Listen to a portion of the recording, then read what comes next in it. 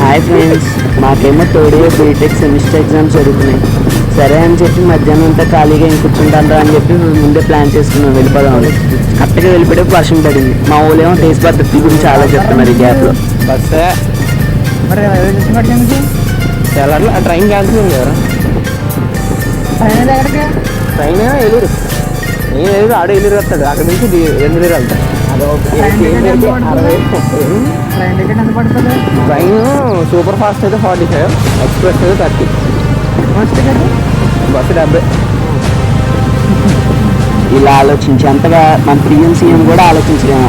అలా ఆలోచించేస్తున్న డెవలప్మెంట్ గురించి. బాబోయ్ ఇలా తయారయ్యాక ఈ రోడ్లు ఏంటో ఎక్కడ చూసినా స్విమ్మింగ్ పూల్. ఈత కొట్టినోడికి ఈత కొట్టినంత. నా షూ ఏమో నెలలో పడిపోయింది. తీలేక నా తిప్పలు పడ్డాను అనుకో.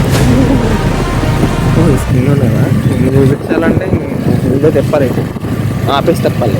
ఏం లేదు, వర్షానికి జుట్టు తడిసిపోయిందని జుట్టు సరి చేసుకుంటున్నాం అంతే. A few moments later. Hello, అందరేంటి అలా చూస్తున్నారు అక్కని? అక్క బాగుందనా? అలాగే వచ్చి బస్సులో ఎక్కేసి కూర్చుంటే నా వెనకాల ఉన్న ఒక తమ్ముడు, అన్నా నీ సబ్స్క్రైబర్ అన్నా అన్నాడు. అమ్మో, చాలా ఆనందంగా ఫీల్ అవుతుంది. బస్సు ఏమో అలా కదిలింది. ఎవరో వెనకాల అరుస్తున్నారని చెప్పి ఆయన చూస్తే కండక్టర్ బాబాయ్ ఆపు ఆపు ఆపు అంటే ఇప్పుడు ఆపాడు. రన్నింగ్లో ఎక్కేశాడు. Super man. కానీ బాబాయ్ చాలా మంచిది, చాలా బాగా పలపించాడు, చాలా బాగా మాట్లాడాడు.